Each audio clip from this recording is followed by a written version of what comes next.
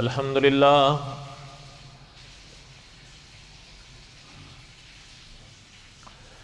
الحمد للہ نحمده ونستعینه ونستغفره ونؤمن به ونتوکل علیہ ونعوذ باللہ من شرور انفسنا ومن سیئات اعمالنا من يهده الله فلا مضل له ومن يضلله فلا هادي له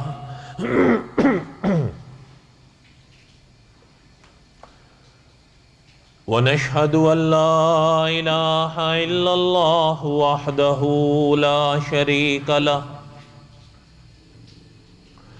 ونشهد أن سيدنا وسندنا ومولانا محمدا عبده ورسوله أما بعد أعوذ بالله من الشيطان الرجيم بسم الله الرحمن الرحيم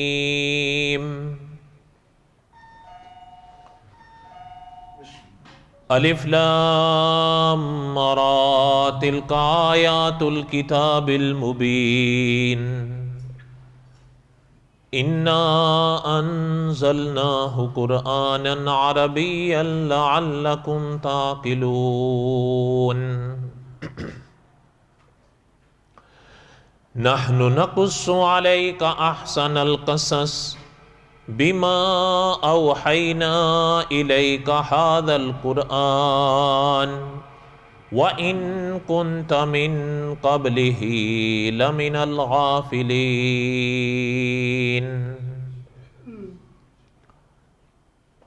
صدق اللہ العظیم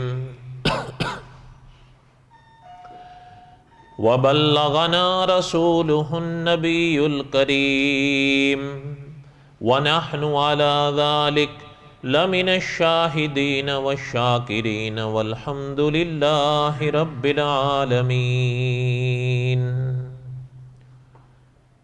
اللہم صل علی محمد وعلی آل محمد کما صلیت علی ابراہیم وعلی آل ابراہیم انک حمید مجید اللہم بارک علی محمد وعلی آل محمد کما بارکت علی ابراہیم وعلی آل ابراہیم انک حمید مجید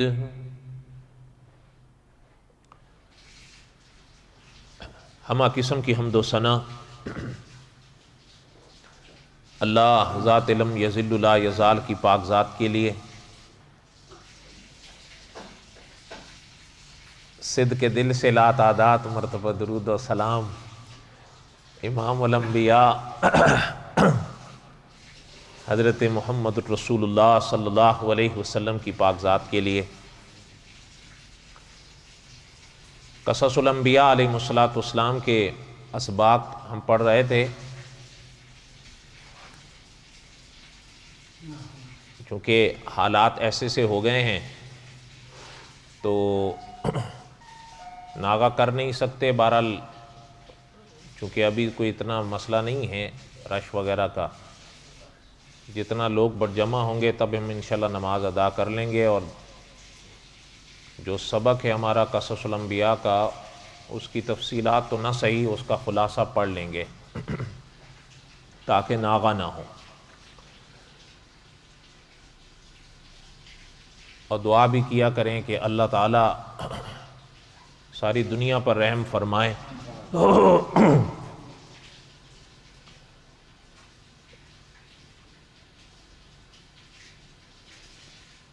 قصص الانبیاء علیہ السلام کا جو سبق میں دہرا رہا تھا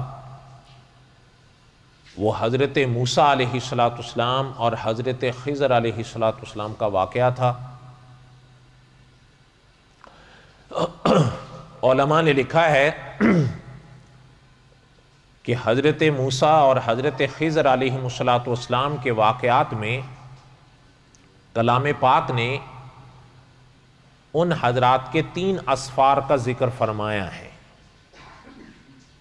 ایک طریقہ تھا اور 2 خشکی کے تھے. ان 3 میں سے 2 کا ہم نے خلاصہ پڑھا، کشتی والا اور لڑکے کو قتل کرنے والا. آج کے اس مختصر سے بیان میں تیسرے کا ذکر کروں گا میں انشاءاللہ.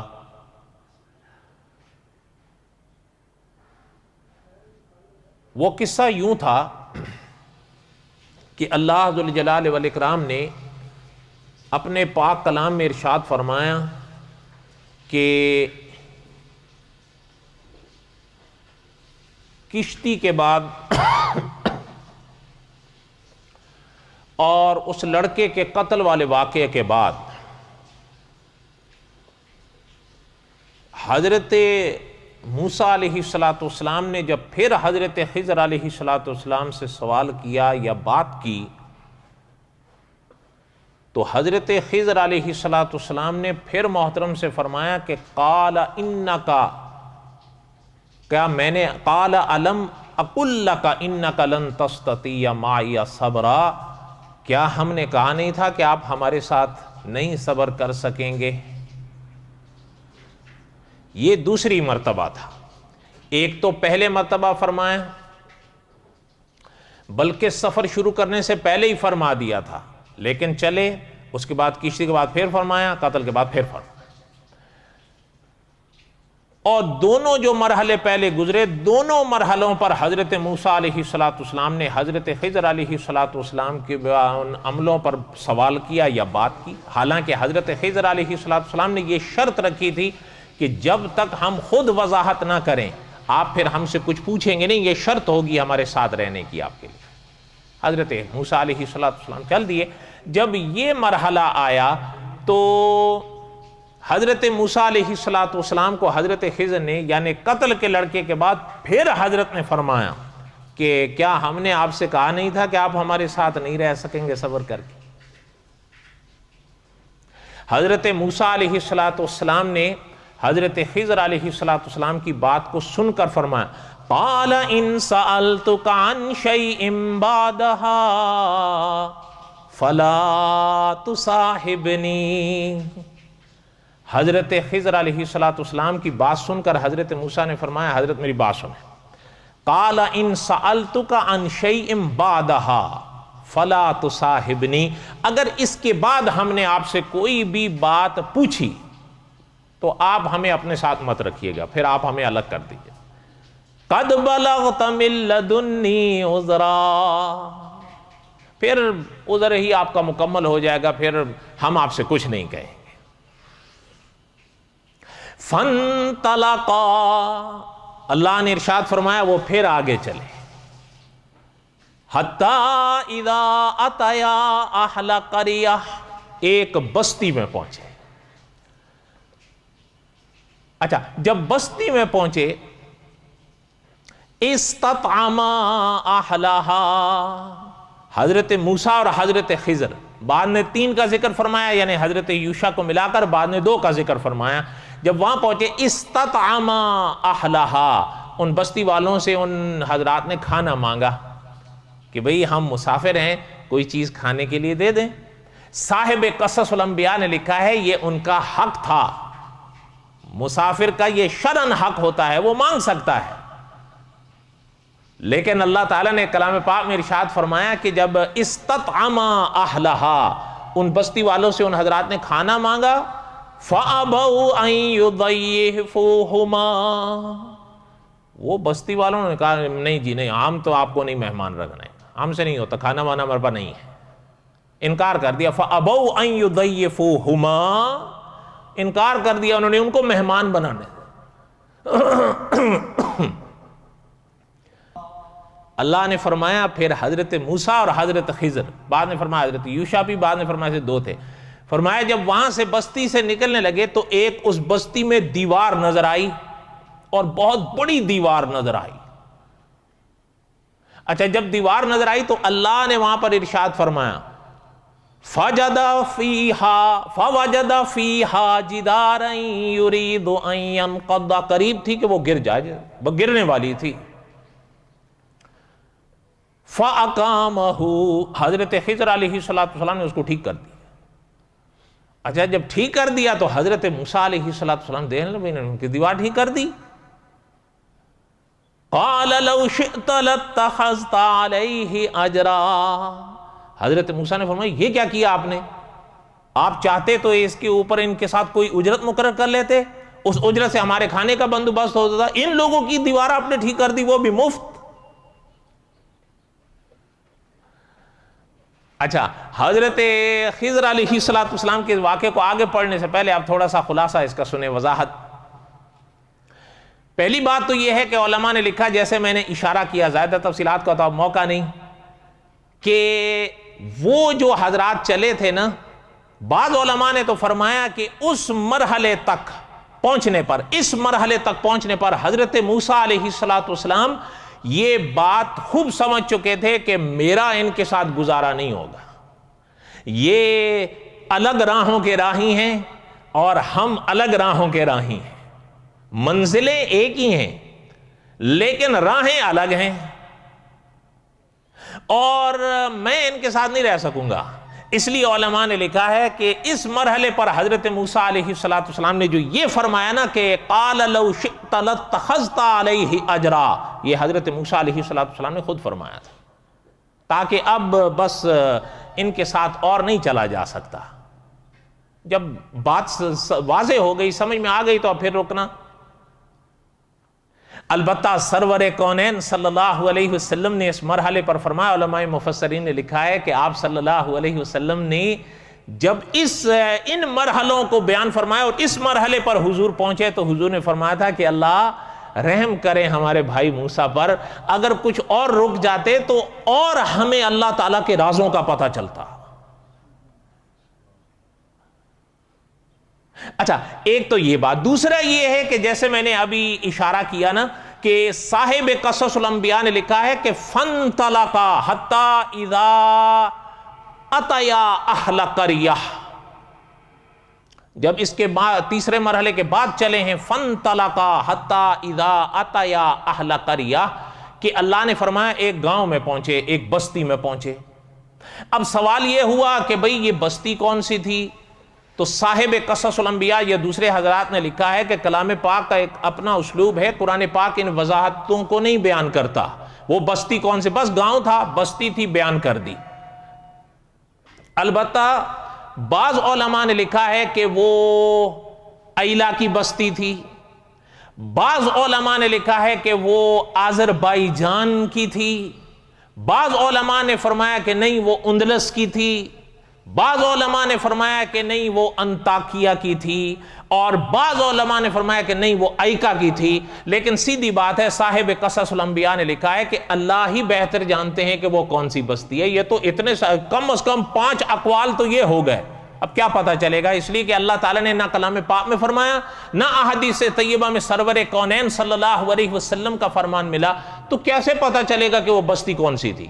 ایک بات. دوسری بات، صاحب قصص الانبیاء نے یا دوسرے جو علماء نے لکھا ہے وہ بھی قابل غور بات ہے کہ دیکھیں اللہ کیا ارشاد فرما رہے ہیں، حتی اذا اتیا اہل قریہ، بستی میں پہنچے، گاؤں میں، استطعما اہلہا، ان دونوں حضرات نے ان سے کھانا مانگا. صاحب قصص الانبیاء کی عبارت سے تو پتہ چلتا ہے 3 تھے، دوسرے بعض حضرات کی صیغے سے بھی پتہ چلتا ہے کہ 3 تھے، دوسرے علماء نے فرمایا نہیں 2 تھے. چلیں 2 ہوں یا 3 ہوں، زیادہ سے زیادہ 3 اور کم از کم 2. تو مانگا کیا تھا بستی والوں سے کہ بھئی کھانا دے دیں، ہم مسافر ہیں. لیکن صاف قرآن کہہ رہا ہے فَأَبَوْا أَن يُضَيِّفُوهُمَا، انہوں نے میرے خضر اور حضرت موسیٰ کی مہمانداری سے انکار کر دیا تھا. تو صاحب قصص الانبیاء نے لکھا ہے کون سی بڑی وہ بات کی تھی ان بستی والوں نے جو ان کا نام بھی ذکر کیا جائے اور پتہ لگا وہ تھے کون سے. یہ کوئی خوبی کی بات تھی یا خامی کی بات ہے؟ آپ بتائیں. یہ تو عیب تھا نا، خامی عیب تھا. بلکہ بھئی یعنی صاحب قصص الانبیاء نے لکھا ہے کہ آگے جو حضرت خضر علیہ السلام نے ان کی دیوار بنائی تھی، اور اس موقع پہ حضرت موسیٰ نے فرمایا تھا کہ قال لو شئت لاتخذت علیہ اجرا، حضرت موسیٰ نے فرمایا تھا ان کی دیوار آپ نے بنائی ہے جو 2 آدمیوں کو کھانا نہیں کھلا سکتے، یہ عجیب لوگ ہیں۔ حالانکہ صاحب قصص الانبیاء نے لکھا ہے یہ ان کا شرعاً حق تھا، مسافر کا یہ حق ہے کہ وہ اگر بستی والوں سے مانگ لے ایسے موقع پر کھانا کہ بھئی ہمیں کھانے کی ضرورت ہے، تو بستی والوں کے ذمے ہیں کہ ان کو کھانا کھلائے۔ اور ہیں بھی کتنی شخصیات، زیادہ سے زیادہ 3۔ حضرت موسیٰ نے فرمایا حضرت خضر سے کہ محترم یہ عجیب لوگ ہیں، 3 آدمیوں کو کھانا نہیں کھلا سکتے اور آپ ان کی دیواریں بنا رہے ہیں۔ بات سمجھ آئی ہے؟ تو بہرحال اس لیے اور صاحب قصص الانبیاء نے لکھا ہے کہ اللہ ہی بہتر جانتے ہیں کہ کون سی بستی تھی، کون سی ایسی خوبی والی کہاں۔ یہ بھی علماء مفسرین نے لکھا ہے، مانی ہوئی بات ہے کہ سارے تو ایسے نہیں ہوں گے نا، لیکن فیصلے اکثریت پر ہوتے ہیں، کوئی اکا دکا اچھا بھی ہوگا، بعض پرانی کتابوں سے پتہ بھی چلتا ہے اکا دکا اچھا بھی ہوگا، لیکن فیصلے تو اکثریت پر ہوتے ہیں نا۔ جب اکثر نے یہی کہہ دیا، اور صاف قرآن کہہ رہا ہے فَأَبَوْا أَن يُضَيِّفُوهُمَا، صاف انکار کر دیا ان دونوں کو کھانا کھلانے سے۔ اچھا، جب کھانے سے انکار کیا فَوَجَدَا فِيهَا جِدَارًا يُرِيدُ أَن يَنْقَضَّ، وہاں سے جب گزرے تو ایک دیوار نظر آئی۔ اچھا، علماء نے بعض حاشیے کتابوں کے ہوتے ہیں نا، ایک حاشیے میں لکھا ہوا ہے کہ پرانی کتابوں سے پتہ چلتا ہے کہ کم از کم 100 گز لمبی وہ دیوار تھی، لیکن واللہ عالم قرآن پاک تو یہ چیزیں بیان نہیں کرتا، اللہ تعالیٰ بہتر جانتے ہیں کہ کتنی تھی۔ لیکن قرآن پاک میں یہ ضرور آیا ہے کہ دیوار تھی اور بالکل قریب گرنے کے تھی، حتیٰ کہ بعض کتابیں تفاسیر کی بتاتی ہیں کہ لوگ اس کے نیچے سے گزرنے کی ان کو ضرورت پڑتی تھی، چلتے تھے تو گھبراتے تھے، یہ نہ ہو نیچے چلو اوپر ہی آ جائے۔ لیکن جب وہاں سے حضرت خضر سامنے آئے اس دیوار کے، فَأَقَامَهُ، اس کو کھڑا کر دیا، کھڑا کرنا ٹھیک کر دیا۔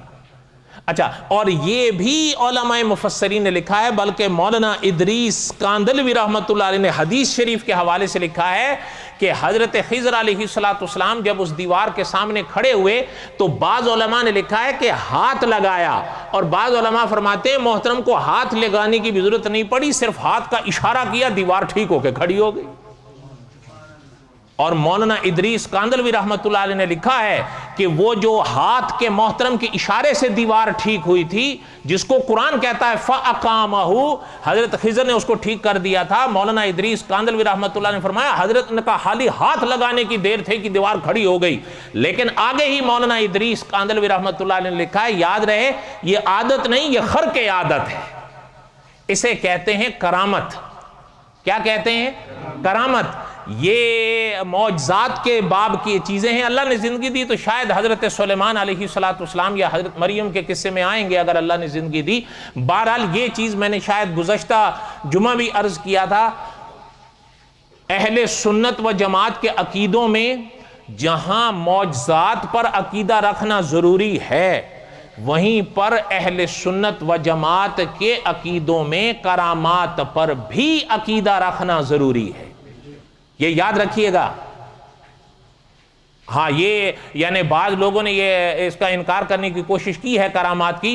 اچھا، معجزات کا تو خیر انکار نہیں کیا، کچھ ایسے لوگ ہیں کرامات کا کیے ہیں۔ اچھا، اور کچھ ایسے ہیں کہ اللہ تعالیٰ بچائیں، کبھی کبھی ایک شے کا آپ انکار کرو نا، دوسری کا انکار خود ہو جاتا ہے۔ اس کی تفصیلات اللہ نے زندگی دی تو اپنے موقع پر شاید آئیں گی۔ بہرحال جو بات عرض کر رہا تھا، علماء نے لکھا حضرت خضر علیہ السلام نے اس دیوار کو ہاتھ کے اشارہ بس کیا، وہ کھڑے ہو کر حضرت کی کرامت ہی کھڑی ہو گئی، فَأَقَامَهُ، دیوار بن گئی۔ اچھا، حضرت موسیٰ علیہ السلام حضرت کی طرف دیکھنے لگے ہوئے دیوار، قَالَ لَوْ شِئْتَ لَاتَّخَذْتَ عَلَيْهِ أَجْرًا، حضرت نے فرمایا یہ کیا کیا آپ نے؟ ان لوگوں کی دیوار آپ نے بنا دی جو 2 بندوں کو کھانا نہیں کھلا سکتے، اگر آپ نے کرنی ہی تھی تو کم از کم ان کے ساتھ کوئی اجرت ہی طے کر لیتے، وہ اجرت مل جاتی، اس سے ہم اپنے کھانے کا بندوبست کرتے، آپ نے مفت میں ان کی دیوار بنا دی۔ حضرت خضر علیہ السلام حضرت کا چہرہ دیکھنے لگے۔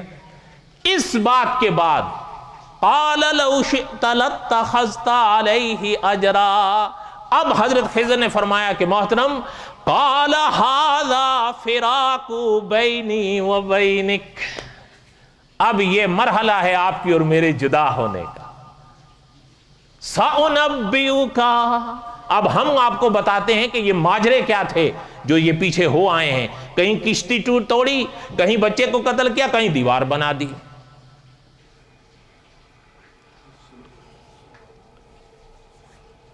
بقایا آئندہ حالات ایسے ہیں، سنتیں پڑھیں۔ وما علینا الا البلاغ المبین۔